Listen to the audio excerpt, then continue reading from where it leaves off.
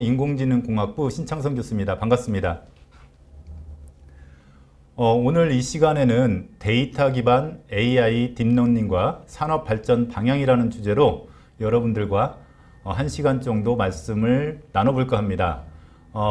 철강 산업에 종사하시는 분들이지만 빅데이터, AI, 딥러닝 관련된 그런 용어들은 여기저기에서 많이 들으셨을 것으로 생각됩니다. 그래서 오늘은 그러면은 진짜 우리가 그런 기술들을 가지고 무엇을 해볼 수 있을까라는, 또 특히 여러분들께서 종사하고 계시는 철강산업 분야에서 어떤 것을 고민하고 해결해 볼 수 있을까라는 것을 한번 생각해 볼 수 있는 그런 시간을 갖도록 하겠습니다. 먼저 우리가 지금 말씀 나누고 있는 AI, 빅데이터, 결국 이러한 기술들은 ICT 기술 중에서도 산업과 융합되어서 산업 현장에 적용이 되는 기술들입니다. 그래서 현재 국가적으로도 디지털 대전환이라는 그런 키워드를 가지고 기술 발전, 기술 개발, 그리고 산업의 적용이라는 부분들을 진행을 하고 있습니다. 크게 국가적으로는 그러한 기술들이 사람과 사회 중심 융합, 그리고 공간과 사물 중심 융합, 그리고 차세대 크로스 커팅 이라는 큰 범위를 가지고 진행을 하고 있습니다. 내용을 보시면, 한번 읽어보시면 알겠지만 모든 분야에, 모든 곳에 IT 기술이 융합이 이루어지고 그 융합된 기술로부터 산업이 발전하는 그런 원동력을 가져가겠다라는 그런 의미입니다. 그래서 지금까지는 기술 중심이었다면은 이제는 사람 중심으로 더 발전하는 그런 미래를 우리나라 과기부에서는 꿈을 꾸고 있습니다. 그래서 보시는 것처럼 밑에 하단에 오른쪽에 있는 하단 그림에서 보시는 것처럼 여러 산업 분야가 주변 테두리에 쭉 포진이 되어 있고, 그러한 산업 분야들의 기술들, 초자동화 기술, 기계 시공간 인지 기술, 자율사물 기술 등 이전에 있었던 기술보다 한층 더 발전된 기술로 나갈 거다. 또 그 기술들이 결국은 산업 속에 스며들 거다라는 그런 정책적인 방향들을 가지고 기술을 발전시키고 있는 중입니다. 그래서 사람과 사회 중심 ICT 융합 분야는 크게 본다면은 현재는 기기 중심의 인터랙션, 여기서는 HCI, 휴먼 컴퓨터 인터페이스입니다. HCI나 대화 에이전트 정도의 수준이었다면은 2025년 이후에는 인간 중심 인터랙션으로 내추럴한 인터페이스들, 어디서든지 기기들과 컴퓨터들과 서로 연결될 수 있는 그런 구조가 만들어질 거다라고 예측을 하고 있습니다.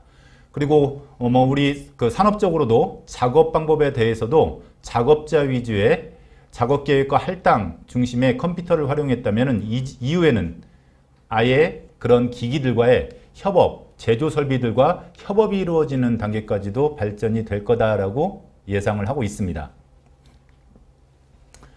또 공간 사물 중심 ICT 융합에서는 현재 2020년을 기준으로 봤을 때 도시의 운영 방법이나 모니터링 중심의 그런 도시 통합 모니터링 서비스를 제공을 했다면 이후에는 도시 내 사물, 이동체, 공간 등이 스스로 판단하고 동작하는 자율지능 공간으로 발전할 거다라는 예측을 하고 있습니다.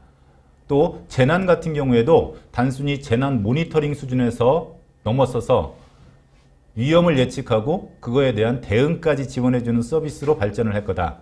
결국 이렇게 발전하는 데 밑바탕이 되는 것은 데이터입니다. 데이터가 있고 이 데이터 속에서 우리는 통찰, 인사이트라고 얘기하죠. 통찰을 찾는 겁니다. 데이터 속에 들어있는 특정적인 정보로부터 우리가 찾고자 하는 목표를 찾아가는 그런 과정 등이 여러분들이 알고 계시는 빅데이터다, 데이터 분석이다, 인공지능 모델링을 한다, 한다, 이런 과정들이 다 그런 과정이라고 생각을 하시면 됩니다. 혁신기술은 이러한 앞서 소개해드렸던 여러 가지 기술 중에서 우리가 혁신기술이다. 무엇이 혁신일까라는 걸 한번 생각해 볼 수 있겠습니다. 자율주행차, 테슬라, 대표적인 혁신 기업이라고 얘기하고 있죠. 결국 전기차를 잘 만들었다가 중요한 게 아닙니다. 전기차를 만들기 위해서 테슬라는 게임의 법칙, 무슨 말이냐면은 여러분들도 게임 하시지만요, 하시는 분도 계시겠지만요, 게임은 어느 회사가 만들었는지 기억들 나시나요? 네. 뭐 회사명을 알고 계시는 분도 있겠지만 회사명보다는 게임의 그 타이틀, 게임의 제목을 중심으로 해가지고 게임을 즐기십니다. 무슨 말이냐면은 회사가 중요한 게 아니고 게임이 중요한 겁니다. 게임을 얼마나 잘 만들었고 그 게임이 재미있냐가 중요한 거지 큰 회사가 만들었다, 작은 회사가 만들었다가 중요한 게 아닙니다. 결국 테슬라도 전통적인 자동차 제조 라인을 갖고 있지 못했지만 한 20년 정도의 역사, 조금 더 됐죠. 그 정도의 역사를 가지고 전기차 시장 또 현대의 자동차 시장을 앞서서 선도하고 있는 그런 기업이 된 겁니다. 결국 잘 만들면은 이긴다라는 거죠. 그럼 테슬라는 이러한 자동차, 전기 자동차에 있어서의 혁신을 어떤 부분에서 가져왔냐면은 전기 자동차가 갖고 있었던 딜레마를 깬 겁니다. 뭐 여러분들도 아시겠지만 전기 자동차 오면은 이전에 우리는 불과 몇 년 전까지만 해도 뭐 카트, 조그마한 소형차 그런 데서 전기 자동차를 얘기를 했었습니다.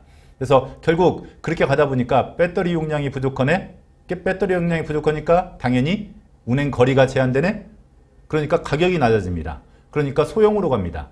그리고 또 소형으로 가기 때문에 또 배터리 탑재 공간이 부족해요. 이런 가치의 악순환이 이루어졌다면 테슬라는 그것을 깬 겁니다. 운행 거리를 늘려야겠다. 그러려면 결국 높은 가격을 받을 수 있는 자동차를 만들어내야 되고 고급, 고성능 스포츠카로 갔습니다. 그러다 보니까 고급, 고성능 스포츠카, 대형의 자동차로 움직이다 보니까 배터리 탑재 공간이 커지게 된 겁니다. 당연히 탑재 공간이 커지니까 배터리 용량도 확대되고 운행 거리도 연장되고 하는 어떻게 보면은 선순환의 가치 체계를 만든 곳이 테슬라입니다. 그래서 이러한 기술적인 혁신들은 우리가 현재 사회 곳곳에 플랫폼 기업이라고 얘기하는 것들도 많이 있죠. 좀 이따 이제 소개는 드릴 텐데 그런 기업 속에서도 많이 나타나는 현상입니다.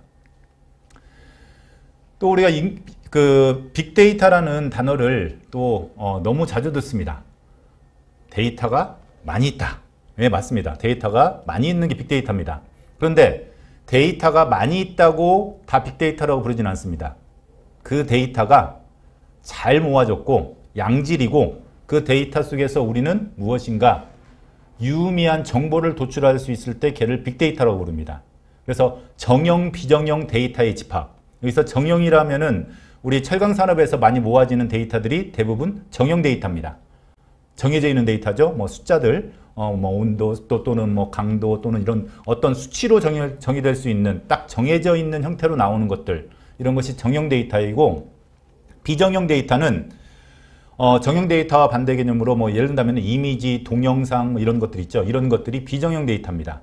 그래서 정형 데이터와 비정형 데이터의 집합이 빅데이터이고 빅데이터에서 우리는 인사이트를 찾아갑니다. 결국 인사이트를 사람이 찾으면 통계를 한 거고요. 그 인사이트를 컴퓨터가 찾으면 머신러닝을 한 겁니다.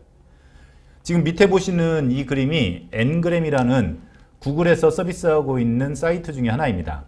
N그램 비오라고 되어 있죠. 구글 북스예요. 이게 어떤 프로젝트였냐면은 하버드대 2명의 학생이 제안을 합니다. 본인들 도서관에 갔더니 책들이 많은데 재본되어 있는 그런 책들을 찾기가 귀찮았나 봐요. 그래서 어떤 제안을 하냐면은 하버드대학교 도서관에 있는 모든 책들을 디지털화 시켜버리자. 이게 디지털 라이브러리라고 부르는 그것을 모든 책들을 다 해버리자라는 그런 제안을 합니다. 그런데 그 제안을 대학원생들의 프로젝트 제안을 구글에서 받아들입니다. 그래서 지원을 합니다. 그래서 전 세계에 있는 모든 장서를 디지털화 시키는 것이 목표입니다. 빅데이터죠. 전 세계에 있는 모든 책들을 디지털화 시켰다, 데이터베이스화 시켰다라는 것은 좀 확대 해석을 할 수도 있지만요. 뭐라고 얘기할 수 있냐면은 지식을 다 모아버린 겁니다. 데이터로. 왜? 전 세계의 장서에는 그게 지식이거든요. 그 책에 있는 지식들을 전부 디지털화 시켰으니까 이제 뭐가 가능해요? 그 속에 있는 의미들을 빠른 속도로 찾아갈 수 있는 겁니다. 누가? 컴퓨터가. 그래서 가령 이 N그램 비오의 그 막강한 힘 중에 하나는 뭐냐면은 예를 든다면은 뭐 우리나라 같은 경우 예를 든다면 일제강점기 때 일제에 그 우호적이었던 그런 어떤 예술가들, 작가들 또는 숙청당한 작가들, 예술가들을 찾기 위해서 만약에 우리나라 장서까지 전부 다 디지털화 되어 있다면 검색을 해봅니다. 이름으로. 검색을 했는데 그 사람의 이름이 일제강점기를 기준으로 해가지고 갑자기 사라졌다. 그러면 수청당한 겁니다. 또 갑자기 그 사람의 이름이 막 올라온다. 높아진다. 그 보여지는 그런 비율이 높아진다. 그러면 그 사람은 일제에 어떻게 보면은 가담한 겁니다. 이렇게 예상을 해볼 수 있는 거죠. 예측을 해볼 수 있는 거죠. 그래서 그 데이터 속에서 우리는 여러 가지 지식을 찾아가는 과정이고 그 지식을 찾을 수 있는 데이터를 우리는 빅데이터라고 부릅니다. 결국 빅데이터는 좋은 재료입니다. 이 재료를 가지고 우리는 뭘 만들어내냐면 AI를 만들어냅니다. 그래서 우리가 얘기하는 빅데이터, AI, 클라우드, 뭐 IoT 등등의 여러 가지 기술들을 얘기하고 있는데 결국 이 기술들은 전부 연결되어 있는 겁니다. 여러분들도 철강 제조 어떤 부분에서 내가 IT 기술을 활용을 해야겠다. 스마트 공장이다. 라고 했을 때 IoT 기술, 인터넷 오브 띵스라는 IoT 기술, 그리고 IoT가 됐으니까 뭐가 가능해지냐면은 데이터가 모아질 수 있습니다. 빅데이터 기술. 또 데이터가 모아져 있기 때문에 그 속에서 우리는 지식을 찾아갑니다. 그 지식을 사람이 찾는 게 아니고 컴퓨터가 찾아가는 과정을 인공지능이라고 부릅니다. 그리고 인공지능이 그러한 지식을 찾았으면 뭐래요? 사람도 똑같이 배웠으면 써먹죠. 데이터 속에서 배운 지식을 가지고 써먹습니다. 이게 뭐냐면은 로봇이라고 생각하면 됩니다. 이게 인공지능은 로봇을 돌리는 두뇌가 되는 거죠. 그래서 이렇게 기술들은 쭉 연결되어 있다라고 생각을 하시면 됩니다. 그래서 보시는 것처럼 뭐 이세돌 씨, 알파고 유명하죠. 알파고는 바둑을 둔 게 아니죠. 알파고는 그냥 프로그램이에요. 인공지능 프로그램입니다. 근데 이 인공지능 프로그램이 뭘 공부를 했냐? 바둑 두는 걸 공부했습니다. 기보도 보여주고 뭐 게임에서 바둑도 두고 하면서 바둑을 공부한 거죠. 그래서 세계 최강자가 됐죠. 이세돌 씨가 유일하게 공식적인 대국에서 알파고를 이긴 유일한 인간이죠. 한 판 이겼죠. 4판을 졌지만. 그러나 한 판 이긴 것이 결국은 세계에 남은 기록이 된 겁니다. 알파고를 이긴 유일한 인간으로. 바둑을 앞서 좀 언급드렸던 것처럼 알파고는 바둑을 둔 게 아니에요. 알파고는 바둑을 두기 위해서 만들어진 게 아니고 알파고라는 인공지능 프로그램을 만들었고 얘에게 그러면 테스트를 해보자. 그 테스트가 뭐였냐면 바둑이었던 겁니다. 그러면 얘에게 또 어떤 것도 해보라고 할 수 있을까요? 자율주행도 해봐. 공장을 자동으로 돌려봐. 이런 것들을 시켜볼 수 있겠죠. 근데 시키기 위해서는 또 뭐가 필요해요? 데이터가 필요합니다. 빅데이터가 있고 그 빅데이터 속에서 공부를 하고 공부한 것을 가지고 현장에 적용하는 것. 마치 사람이 하던 과정들을 기계들이 쭉 연결해서 진행하는 것이 현재 우리가 알고 있는 그런 기술들입니다. 알파고는 바둑을 뒀지만 여기 뒷불 밑에 하단의 중앙에 있는 우리 러시아 체스 1인자신데요. 되게 고뇌스럽죠. 고민스러우시죠. 왜? 졌으니까요. 딥블루한테 졌어요. 딥블루는 이미 23년 전, 24년 전에 딥블루는 이미 체스를 세계 1인자, 러시아, 미국 사람인데 러시아 국적, 그 태생이 러시아이신데 그 사람은 이겼습니다. 이미 오래전에 체스는 컴퓨터가 이겼죠. 그 옆에 있는 것은 제퍼리쇼라고 그래가지고 미국의 백과사전쇼입니다. 한정된 데이터를 가지고 백과사전들하고, 인간 백과사전들하고, 게임을 했습니다.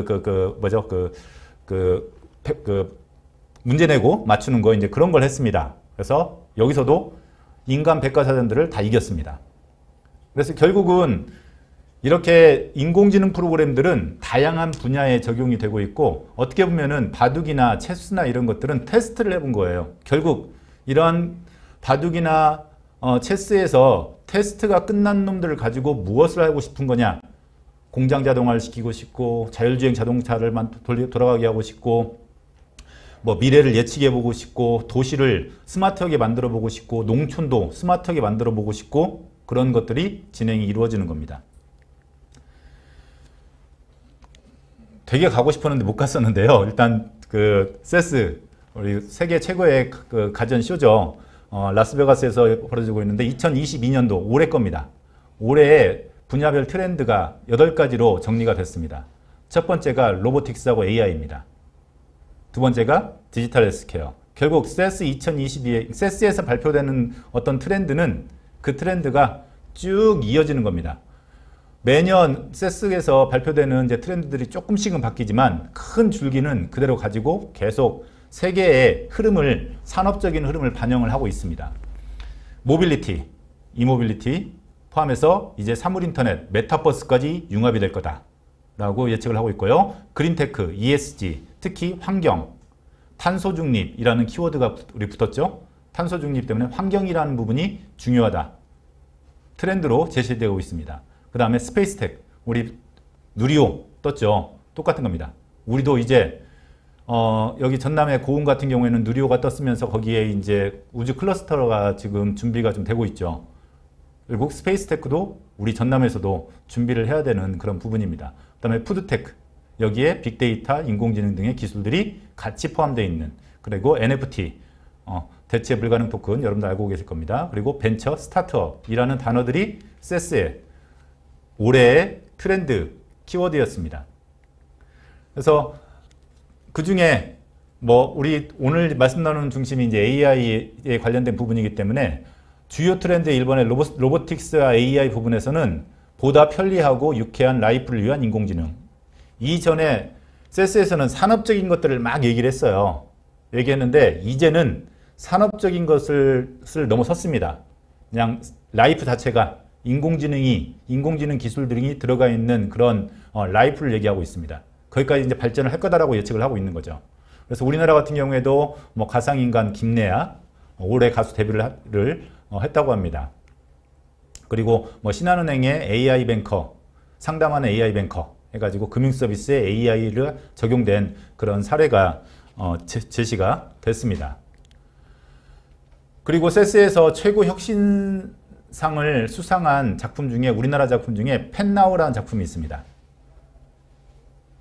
비문이라고 그러는데 강아지의 코, 요 부분이 인간의 그 지문하고 유사하답니다. 그래서 유일하게 구분할 수 있는 부분이고 이 부분을 이미지 분석을 통해 가지고 강아지의 어떻게 보면 신분증을 만드는 겁니다. 그래서 그러한 서비스로 해가지고 펜나우라는 그 스타트업이 한국 스타트업인데 혁신상을 세스에서 받았습니다. 결국 기술을 어떻게 가져다가 활용하냐라는 것이 중요한 겁니다. 또 로보틱스, 차량 인텔리전스, 교통 분야에서 혁신상을 받은 것은 존 디어의 CNC 프레이라는 그 제초제 뿌리는 저 기계입니다. 자동차입니다. 그래서 얘는 이미지 인식 기술을 이용해 가지고 실제 작물인지 잡초인지를 구분해내요. 그래서 잡초라고 판단이 되면 거기에다만 뿌리는 겁니다. 제초제를. 근데 이게 예전에는 어떻게 했냐면은 제초제를 쫙 뿌리고 지나가죠. 그러다 보니까 환경적인 문제도 있고 제초제에 대한 어떻게 보면은 비용이죠. 여러 가지 비용들 문제도 있고 한데 이제는 거기에 인공지능 기술, 딥러닝 기술을 집어넣어서 잡초에만 제초를 할 수 있는 그런 기술을 포함시킨 것이 올해 최고 혁신상을 수상을 했습니다.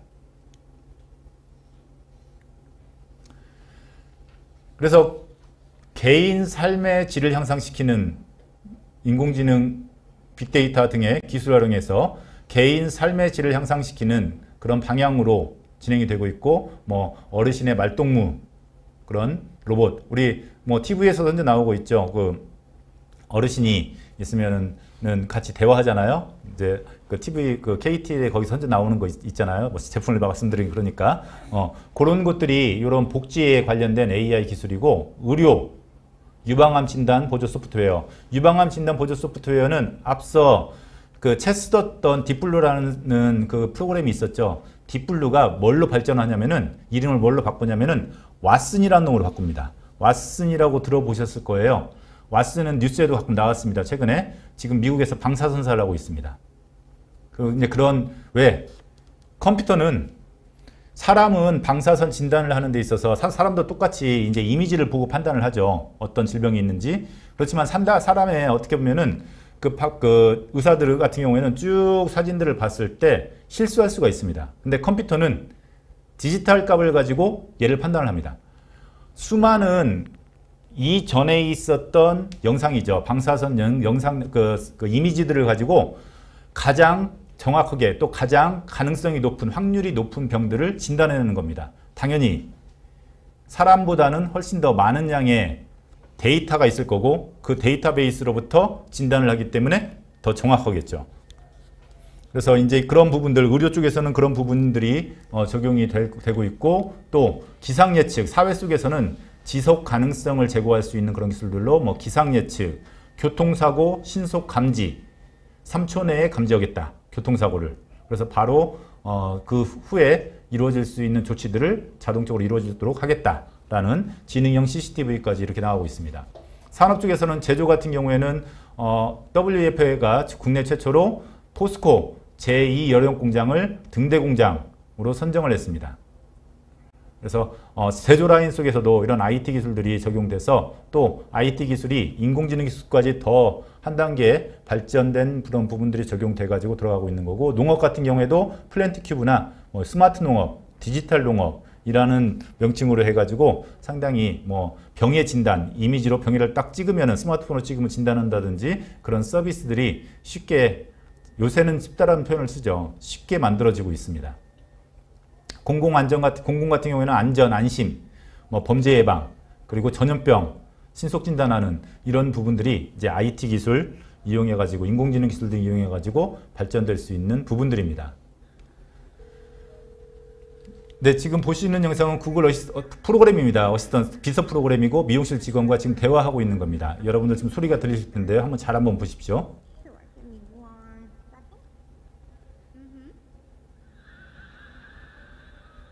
둘이 대화하는데 아무 어색함이 없습니다.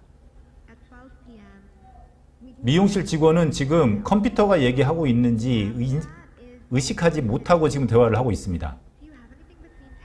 하면서 막 그 중간에 사람들끼리 대화하는 그런 것들도 막 집어넣고 있죠.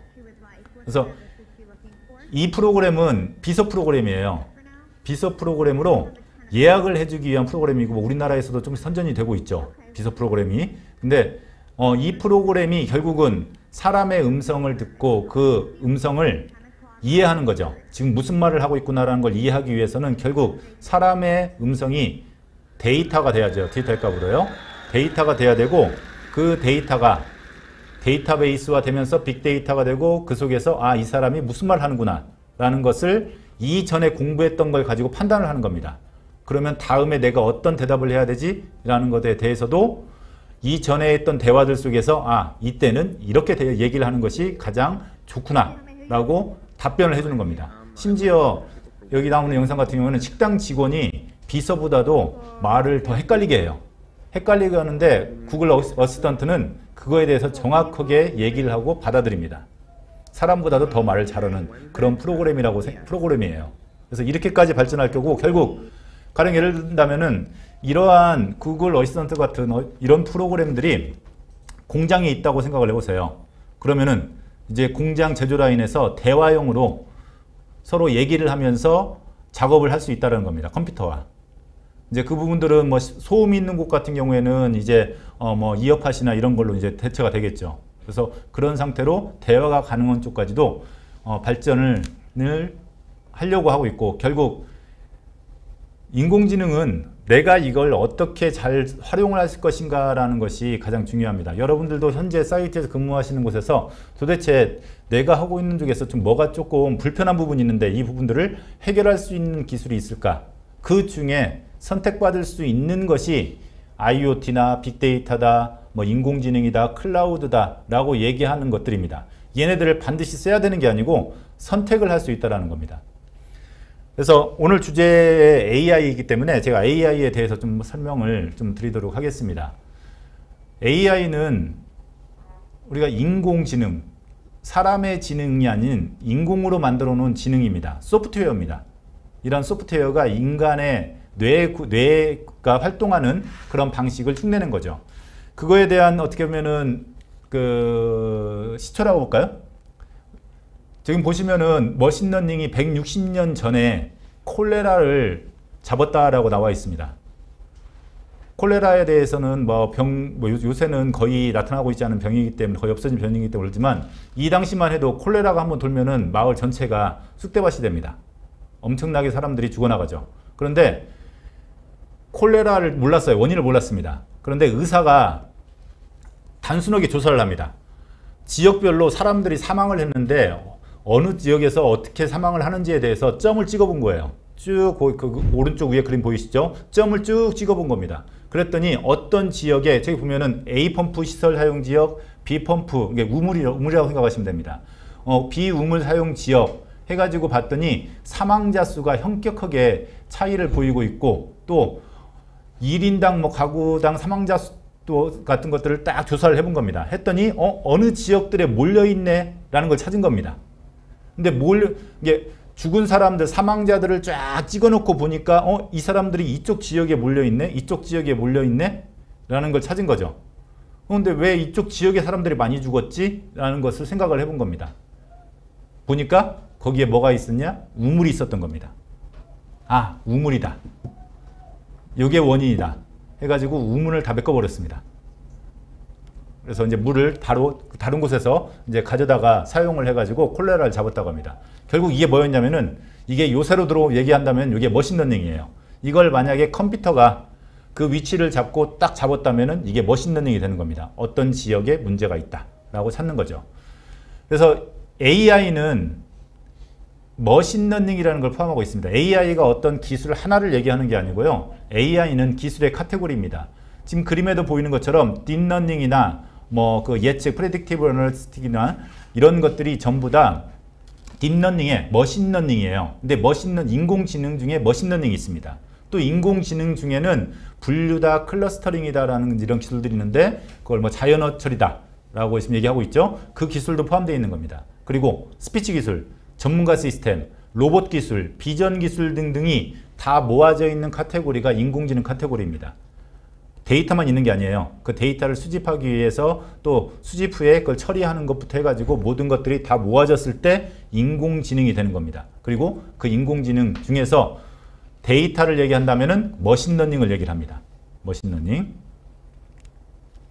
그래서 인공지능은 큰 카테고리라 생각하시면 되고 그 안에 머신러닝이 있습니다. 또 그 안에 딥러닝이 있습니다. 그래서 결국은 인공지능은 인간의 행동 방식을 흉내내는 미미키죠. 흉내내는 놈들이라고 생각한다면 컴퓨터가 그렇게 흉내내도록 가능하게 만드는 기술이라고 한다면 그런 기술 등을 돌릴 수 있는 두뇌 역할을 해주는 게 머신러닝입니다. 그래서 인공지능 기술들의 서브셋이고 얘를 통해 가지고 데이터입니다. 얘는 빅데이터를 통해 가지고 머신러닝을 통해서 인공지능의 어떻게 보면은 행동 방식이나 알고리즘을 만들어주는 겁니다. 그리고 딥러닝은 더 그 안에 서브셋이에요. 딥러닝은 주로 인간의 뇌 구조를 흉내내지만 요새는 이미지 쪽에, 영상 쪽에 관련된 그런 모델 만드는 것, 인공지능 프로그램 만드는 것이 딥러닝 분야입니다. 그래서 전체적인 카테고리가 이렇게 이루어졌다 생각을 하면 됩니다. 그래서 머신러닝과 딥러닝이 다른 거다? 아닙니다. AI 속에 또 머신러닝 속에 딥러닝이 이렇게 들어가 있는 겁니다. 여기서 딥 뉴럴 네트워크라고 지금 보여지고 있죠. 복잡하게 그려놨습니다. 그냥 복잡하게 그린 거예요? 그건 아니고요. 저 동그라미 하나하나가 뭐냐면은 뉴런이라고 부릅니다. 뉴런이라는 놈인데 뭐냐면은 최소의 신경입니다. 신경 결정이라고 봐야 되겠죠. 얘는 뭐냐면은 내가 의사 결정을 하는 데 있어서 입력이 들어옵니다. 지금 입력 왼쪽에 밑에 그림 보면은 왼쪽으로부터 입력이 쭉 들어오죠. 입력이 들어오면은 거기 선들이 쫙 연결되어 있을 겁니다. 복잡하게 연결되어 있어요. 굳이 따라갈 필요는 없습니다. 근데 복잡하게 연결되어 있으면서 여기에 가중치들이 막 들어가요. 입력되는 값에 맞춰 가지고 계산대 모델, 우리가 모델이라고 부르는 건데 그 모델로 이전의 데이터로부터 만들었던 가중치들이 쫙 들어가 가지고 계산이 막 됩니다. 계산되면서 다음 레이어, 거기 히든 레이어라고 되어 있죠. 히든 레이어로 값이 넘어가요. 그리고 또 히든 레이어가 또 있죠. 다 쫙 넘어오고 나서 쭉 넘어갑니다. 또 그리고 또 그 다음에 마지막에 있는 것을 아웃풋 레이어라고 써 있죠. 최종 아웃풋으로 갑니다. 무슨 말이냐면은 환경 정보들이 쫙 들어와요. 들어오면은 레이어들을 쫙쫙쫙쫙 거쳐가면은 저기 출력으로 예를 든다면은 비 올 확률 80%, 맑을 확률 15%, 구름 낄 확률 5% 이게 쭉 나오는 겁니다. 그러면 80%가 뭐예요? 비 올 확률이죠. 현재 환경 정보가 쭉 들어갔을 때 우리 모델에서 계산돼 가지고 나왔을 때 80%는 뭐냐? 비 올 확률입니다. 그래서 비 올 확률이 80%입니다 라고 예측을 하는 겁니다. 그래서 그런 형태로 돌아가는 것이 뉴럴 네트워크이고, 뉴럴 네트워크는 인간의 뇌구조를 흉내냈기 때문에 여러분들 무엇인가 의사결정을 할 때 우리는 의사결정을 팍팍 하는 것 같지만 우리 뇌 구조는 되게 복잡해서요. 내가 뭔가를 결정 내릴 때, 밥 먹으러 가자라는 걸 결정 내릴 때도 여러 가지 것들을 고민합니다. 상황도 그렇고 시간도 그렇고 돈도 그렇고 여러 가지 같이 갈 사람이 있는지 뭔지 이런 것들을 쭉 어떻게 보면 입력으로 받아요. 받고 나서 최종적인 결정은 어느 순간 결정을 탁 내립니다. 아, 밥 먹으러 가자 하고 결정 내리는 거죠. 그 순간이 다음으로 여기 보시는 그 그림에서는 다음 레이어로 넘어가는 단계예요. 그래서 그렇게 넘어가면서 밥을 먹으러 가는 겁니다. 우리 뇌 구조가. 근데 우리가 지금 어떤 결정을 내리는 뇌 구조를 저런 그림으로 흉내를 내는 겁니다. 소프트웨어로.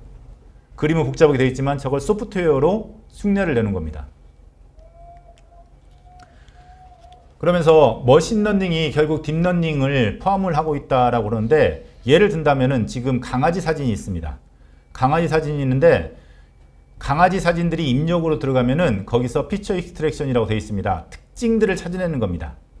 그래서 머신러닝 쪽에서는 그 사진으로부터 피처 익스트랙션을 뭘 하고 있냐면은 매뉴얼하게, 저기 보시면 알겠죠? 이미지를 보니까 중간 이미지가 뭐예요? 그 강아지의 흑백입니다. 디지털 값입니다. 디지털 값을 딱 추출해 가지고 많은 양의 강아지의 디지털 값들을 추출합니다. 101010 덩어리를 추출하는 거죠. 덩어리를 추출해 가지고 강아지는 101010 덩어리가 이런 모양이다, 고양이는 이런 모양이다 라고 해가지고 만들어 놓은 것이 모델입니다. 그래서 그렇게 모델이 만들어지면은 이제 내가 테스트를 해보는 거죠. 강아지 사진을 딱 보여줘요, 컴퓨터한테. 그러면 강아지는 보여준 사진을 101010의 디지털 덩어리를 만들어요. 만들고 나서 본인이 가지고 있는 덩어리들하고 비교를 합니다.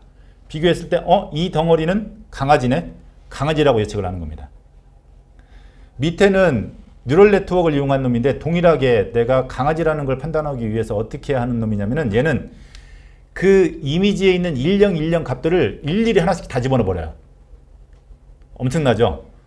101010 그 디지털 값을 다 집어넣어 버리는 겁니다. 다 집어넣어 가지고 얘네들이 다음 레이어 들어가면서 개냐, 강아지냐, 새냐 이런 것들을 딱 판단하게 합니다. 어떤 놈이 일을 더 많이 하는 것 같으세요?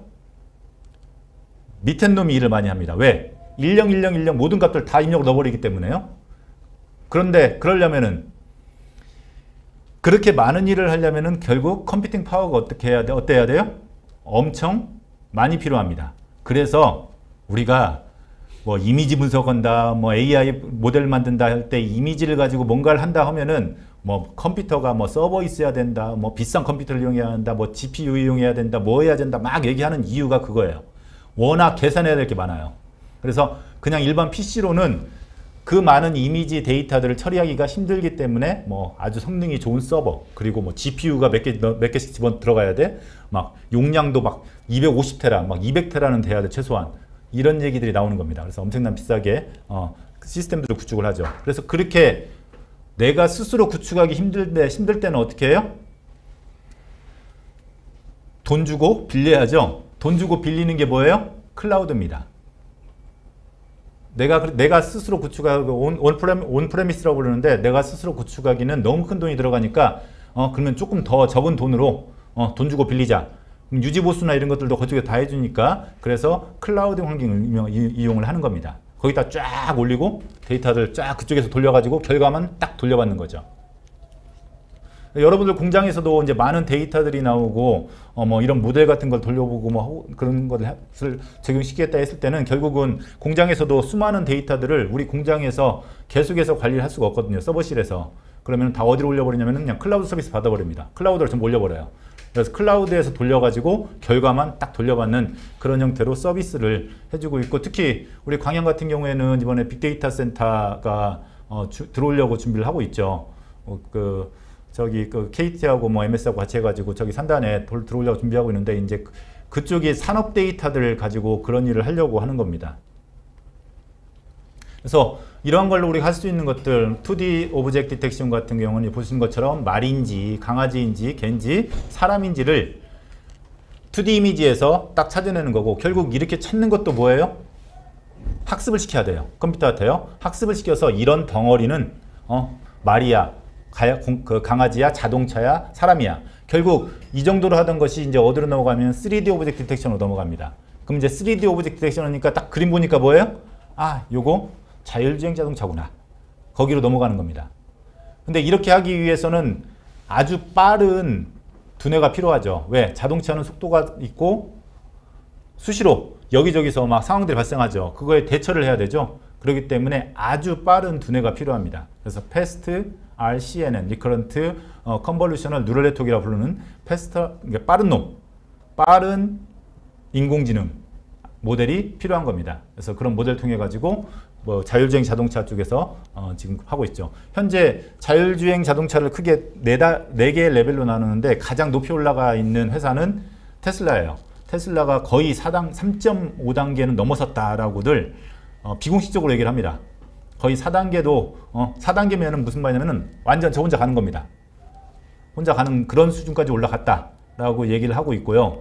우리나라 같은 경우가 2단계 아니면 2.5단계. 그 우리 뭐 어댑티브 크루즈 해가지고 자동으로 뭐 맞춰주고 하고 갑자기 딱 들어오면 딱 멈추고 하는 거 있죠. 그 정도 수준이 2.5단계 수준 정도 됩니다. 그런데 이제 좀 더 발전해가지고 3.5단계가 넘어가면서부터는 이제 자동차들끼리 서로 통신하면서 자율주행이 자연스럽게 이루어지는 그런 단계에 들어서는 겁니다. 그래서 이제 이런 부분들에 이제 들어갔던 뭐 우리가 인공지능 기술들로 또 응용해 볼 수 있는 것들이 뭐 페이스 제너레이션, 사람 얼굴 만드는 거죠. 그래서 많이 만들고 있죠. 인공지능 뭐 가수 아까도 얘기했지만 인공지능 작가 뭐 이런 거 나오잖아요. 인공지능 뭐 모델 나오고요. 이제 그리고 또 이미지, 우리 뭐 드라마 같은 데 보면은 흐린 이미지가 쫙쫙 선명해지는 거 있죠. 이제 그런 것들도 레졸루션을 높여주는, 슈퍼 레졸루션으로 바꿔주는 그런 프로그램도 인공지능 프로그램으로 예측을 하는 겁니다. 이 사람의 모양을 가지고 쫙 예측해가지고 선명화시키는 거, 그런 프로그램도 있고요. 보시는 것처럼 이미지, 사진 집어넣으면은 그것을 고의 화풍으로 쫙 바꿔주는 화가죠. 화가 프로그램도 있습니다. 얼마 전에 이제 뉴스 나왔던 페이크 오바마, 그다음에 AI 뉴스 앵커 등 사람의 입모양을 딱 이미지에다 맞추는 겁니다. 말에 나오는 그 단어나 이런 것들의 입모양을 딱 맞춰가지고 딱 집어넣는 겁니다. 근데 기가 막히게 집어넣어요. 근데 뭐 우리 뉴스에서도 나오고 했지만 요거 한번 영상 딱 보시면은 구분이 안 됩니다. 이게 진짜 오바마 아닌가? 라는 생각이 들 정도로 구분이 안 되는 그런 정도까지 영상을 만들어내요. 근데 그 영상이 가짜 영상인 거죠. 입모양도 같이 움직입니다. 그래서 그런 입모양을 보는 것처럼 뭐 쉐입 만들어가지고 모양 딱 잡아가지고 해당 단어가 나올 때 입모양들을 좀 바꿔주는 겁니다. 근데 정확히 보는 사람들은 알아요. 근데 보통 사람들은 입모양이 어떻게, 발음이 어떻게 나오는지 정확히 모르기 때문에 대충 딱 나왔을 때 음성하고 모양이 조금 비슷하면은 다 착각을 합니다. 그래서 이제 그렇게 해가지고 만들어내는 것도 인공지능으로 지금 만들어내고 있는 것 중에 하나입니다. 그래서 이렇게 오바마 대통령의 페이크 영상이 있기 때문에 결국은 얘도 AI 뉴스 앵커까지도 발전이 될 수 있는 겁니다. 그래서 머신러닝, 딥러닝 말씀을 드렸는데 우리가 지금 뭐 데이터에 대해서 지금 오늘 말씀드리고 있는 중이니까 그 기계학습이라는 거에 대해서 좀 말씀을 좀 드릴게요. 머신러닝이라는 게 사실은 여러분들이 주로 사용할 것은 머신러닝이 되실 겁니다.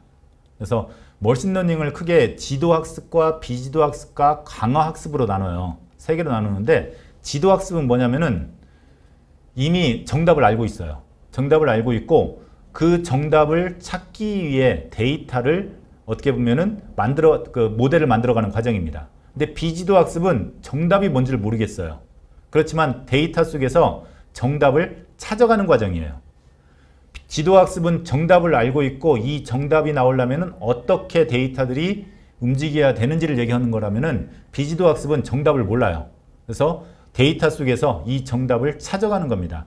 강화학습은 우리 아이들한테 시험 잘 보면 어떻게 하죠? 선물을 줍니다. 그리고 또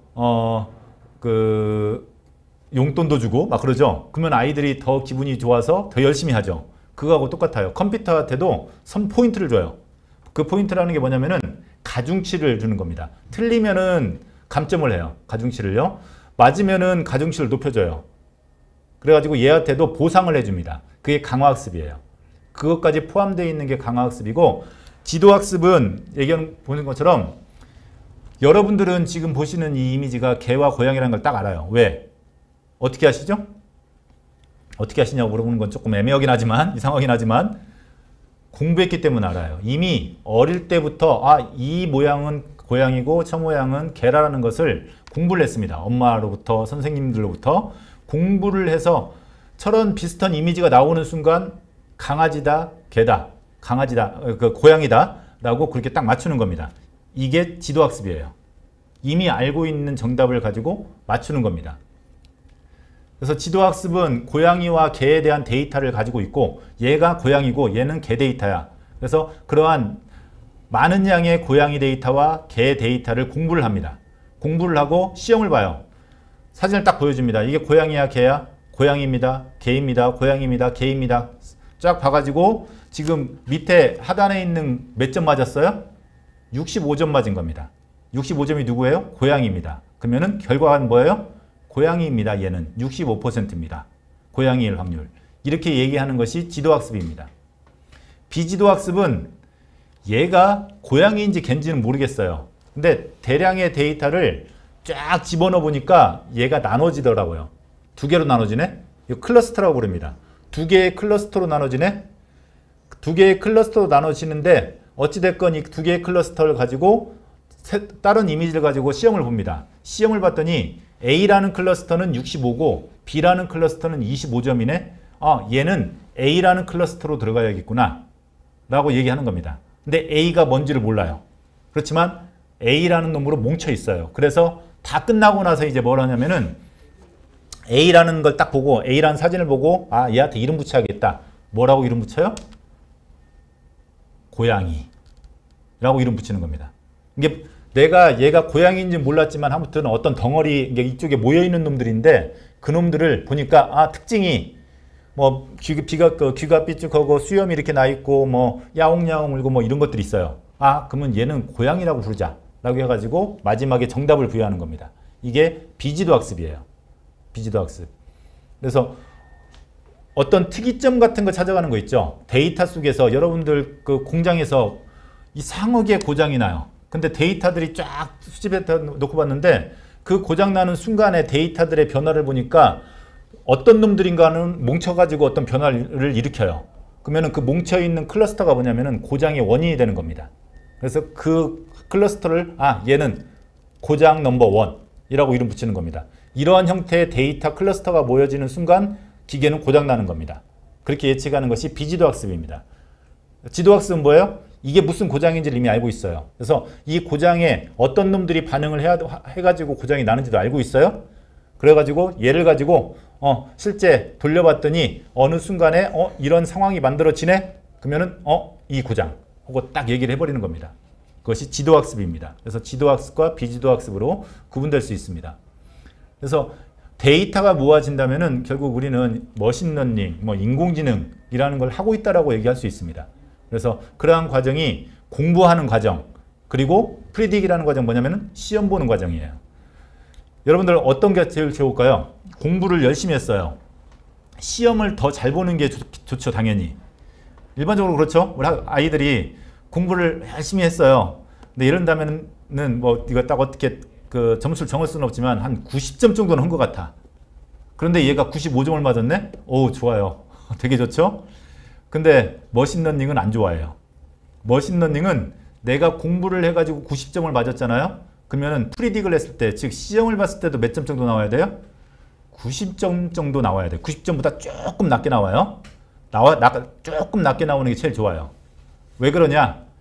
이게 점수가 높던지 아주 낮아버리던지 하면은 예측의 정확성이 떨어지는 거예요. 공부한 만큼 딱 맞춰가지고 그 수준으로 나와야지 데이터 속에서의 어떤 학습은 잘 된 겁니다. 그래서 점수가 아주 낮게 나왔다를 우리가 과소적합이라고 부르고, 과대적합은 과소적합과 과대적합이 있는데 너무 어려운 단어인가요? 과대적합과 과소적합이 있는데, 과대적합은 뭐냐면은 이게 그 공부할 때는 막 한 거의 99점이에요. 근데 시험만 보면 떨어져. 이거 과대적합이에요. 너무 과대하게 공부만 했다는 소리예요. 쉽게 얘기해서. 과소적합은 뭐냐면은 얘가 둘 다 떨어져요. 다 떨어져가지고 얘를 가지고 써먹기가 힘들어요. 즉 점수가 70점, 70점이에요. 그러면 얘는 과소적합이에요.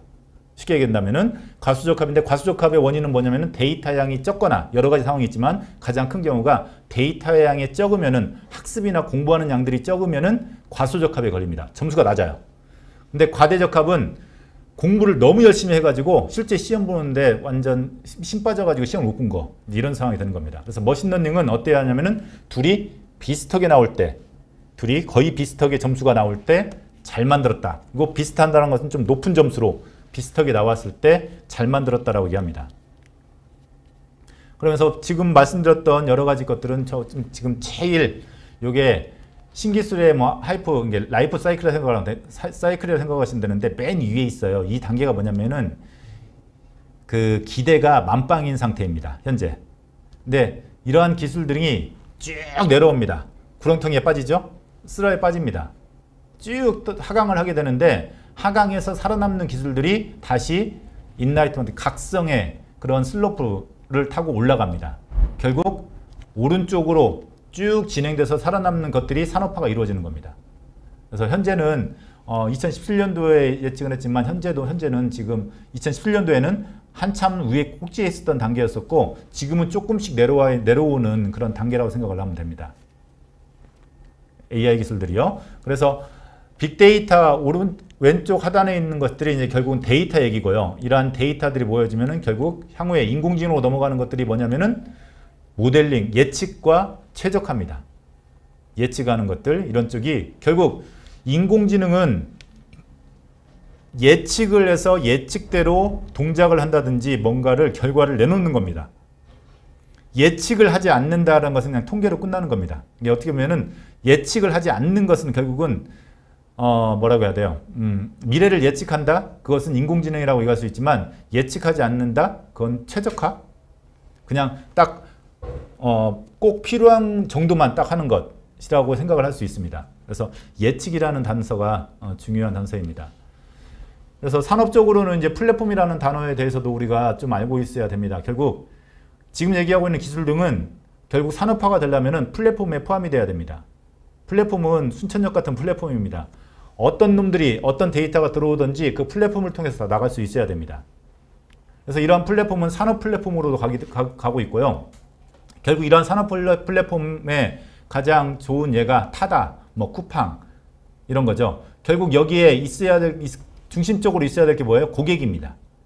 고객이 가장 중심이고 그 고객이 어디로부터 어떻게 서비스 받냐 그런 것들을 타다나 쿠팡은 플랫폼을 이용한 겁니다. 플랫폼 배달 인력, 플랫폼 운전기사를 이용해 가지고 연계시켜주는 이런 구조를 가져가고 있고 결국 이 속에서도 위에 보시는 것처럼 데이터와 인공지능, 머신러닝이라는 것을 통해서 이루어지고 있는 겁니다. 산업 플랫폼도 드론 활용 산업 플랫폼 같은 경우에도 국방, 화재 감시, 물류 택배, 교통안전, 도로 점검, 그 공공안전 등에 관련돼 있는 그런 산업 그런 어떤 분야들이 결국 드론이라는 플랫폼을 가지고 산업화가 이루어질 수 있는 부분들입니다.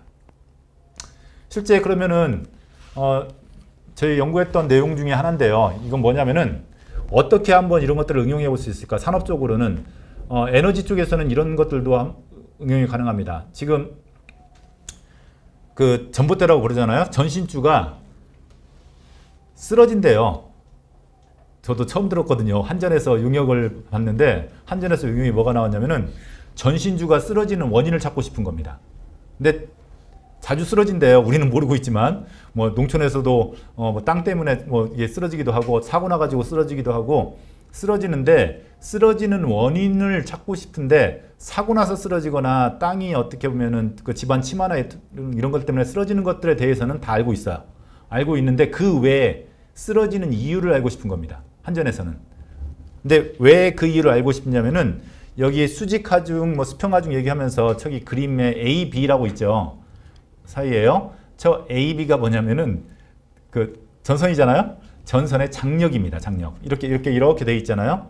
이 장력 때문에 계절별로 장력을 잘 맞춰줘야지 전신주가 제대로 있지. 만약에 장력을 잘못 맞추면은 서로 당겨버려가지고 쓰러진답니다.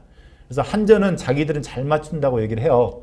그렇게 말씀하시더라고요. 근데 그 외의 원인이 뭐가 없을까라고 생각을 하는 겁니다. 근데 원인은 통신선에서 찾으려고 했던 거예요. 그래서 이제 그거에 대한 분석을 해달라. 그래서 한전은 그 EIoT라는 플랫폼을 구축을 했습니다. 그래서 목표는 모든 전신주와 모든 그 전기 설비들에 다 IoT를 집어넣겠다. 그래서 센서들 집어넣어가지고 데이터들을 지금도 수집을 하고 있습니다. 그래서 가속도 센서나 뭐 이런 것들 다 집어넣고 있죠. 그래서 EIoT 플랫폼을 가지고 있고 거기에 디바이스, 그러니까 IoT를 통해서 디바이스 연결하고 거기로부터 데이터 수집하고 수집된 데이터를 가지고 서비스하겠다라는 게 EIoT 플랫폼이에요. 그래서 이걸 이렇게 단계를 거쳐가기 위한 어떻게 보면은 처음 스텝이 수집된 데이터로부터 유의미한 서비스를 한번 찾아보는 것을 용역을 지금 했던 겁니다. 그래서 그걸 분석을 데이터들을 쭉 대구에 있는 데이터였습니다. 쭉 했더니 초론 지금 표시되어 있는 이런 환경 정보들이 영향을 그 장력에 영향을 많이 미치던 그런 환경 정보로 수집이 됐습니다. 해당 사이트의 환경 정보들이. 그리고 얘를 가지고 데이터 분석하는데 단계는 먼저 데이터를 깨끗하게 정리를 합니다. 이게 데이터 정제 단계예요. 그래서 칼만 필터를 통해 가지고 주파수 분석을 했습니다. 칼만 필터 통해 가지고 쭉 정리를 합니다. 데이터가 정리가 되고 나서 그 다음에 뭘 하냐면은 그 정리된 데이터를 분석을 합니다. 분석을 했더니 어떤 정보가 영향을 많이 미치네 라는 것을 찾아내는 겁니다. 찾아내고 그 찾아낸 걸 가지고 뭘 하냐면은 데이터 모델을 만듭니다. 요걸로 본다면은 뭐냐면은 전주 외력에 영향을 미치는 부분에 대해서 어느 정도 영향을 미치는지에 대해서 식이 만들어진 겁니다. 어떤 식이 만들어지냐면은 4.456 곱하기 템퍼레처, 그 다음에 마이너스 7.2168 곱하기 저기 뭐죠? 지금 좀 멀리서 잘 안 보입니다. 뭐 윈드 스피드 이런 걸로 되는 겁니다. 계산이 딱 나온 겁니다. 데이터로부터 쭉 식이 만들어졌고 이 식이 만들어지면 이제부터 뭐래요? 연결을 하면 됩니다. 센서를 연결해 가지고 데이터들이 쫙 들어왔을 때 어떤 값을 딱 넘어선다? 이거 전신주 쓰러질 수 있습니다. 라고 예측을 하는 겁니다. 그래서 이러한 모델을 만들어가는 과정이 데이터 모델링이에요. 그래서 모델이 만들어지면은 이걸 가지고 검증을 합니다. 아까 얘기했죠? 공부하는 데이터가 따로 있고 테스트하는 데이터가 따로 있어요. 그래서 공부하는 걸로 열심히 데이터 모델을 만들어요. 그게 보통 8대2입니다. 일반적으로는 8대2, 뭐 7대3 나누기도 해요. 8대2로 해가지고 80% 가지고 열심히 데이터 모델을 만들어요. 그리고 남은 20% 가지고 뭐래요? 시험을 봐요. 학교에서 시험 보듯이. 시험 봤는데 여기는 설명력이 몇 점이냐? 70%를 설명을 할 수 있다는 겁니다. 쓰러진 원인에 대해서. 그래서 70%면은 초기 데이터 모델로 해가지고 첫 모델링 했을 때 이 정도 나오면 괜찮아요. 그리고 얘를 계속 업데이트 해가는 겁니다. 점수를 높여가는 겁니다. 데이터를 계속 모델을 튜닝해 가면서. 그래서 결국은 이런 단계를 거쳐가지고 우리는 머신러닝에서 데이터 모델을 만들어냅니다. 만들어 가지고 뭐래요? 프로그램을 짜요. 아까 만들어진 그 식 있죠? 그 식을 프로그램으로 짭니다. 그래 놓고 IoT 센서들을 쫙 연결해요. 가지고 프로그램을 딱 돌려놓으면 센서 값 쫙 들어오면 계산들 쫙 되면서 쭉 찍어가는 겁니다. 그래서 그 이상치, 비정상 데이터 탐지되면 알람이 딱 떨어지는 겁니다. 알람이. 그렇게 서비스가 이루어지고 있는 그것이 지금 인공지능, 데이터, 빅데이터 그런 서비스가 되는 겁니다. 그래서 농업 쪽에서도 수경재배에서 데이터들을 가지고 예측을 하는 겁니다. 양액이 제대로 들어가는지, 작물의 상태가 문제가 없는지 그런 것들을 하고 또 제대로 들어가는 거에 대한 어떤 진단 같은 것들 하면서 알람할 수 있는 그런 서비스도 되고요. 그리고 이상치를 탐지하는 거, 양액을 집어넣었을 때 이상점이 있는지 문제가 있었던 곳이 없는지 이런 것들을 판단하는 것들을 머신러닝의 알고리즘들 가지고 판단을 할 수 있습니다. 또 뭐 과수원 같은 경우에도 뉴럴 네트워크 뭐 있죠? 이런 것들을 가지고 그 매실의 병들 있죠? 그런 것들을 예측을 합니다.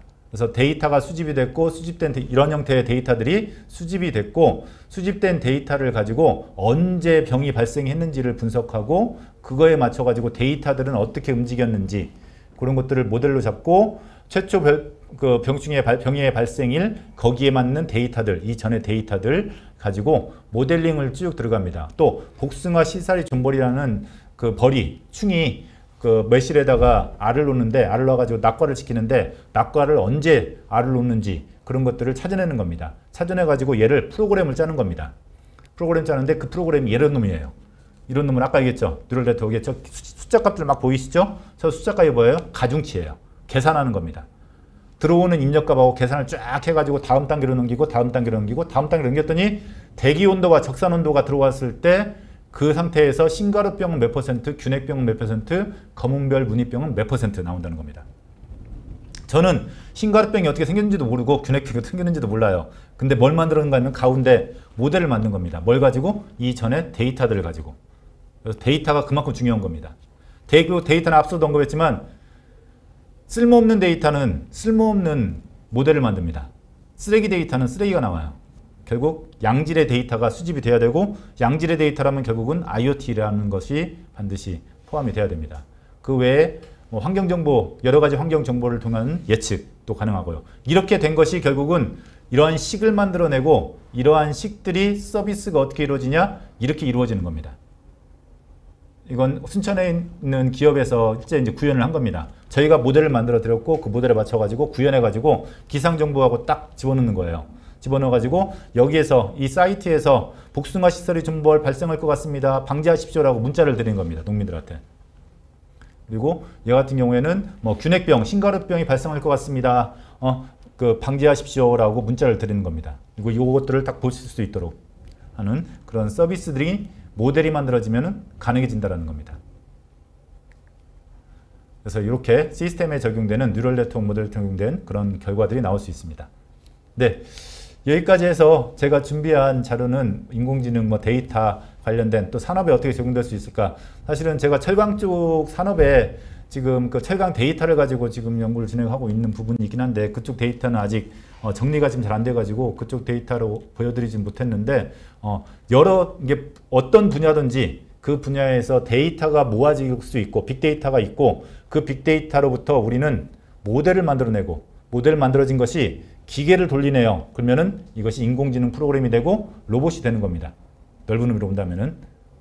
네, 여기까지 해서 지금 제가 준비한 자료는 내용은 말씀을 다 드렸습니다.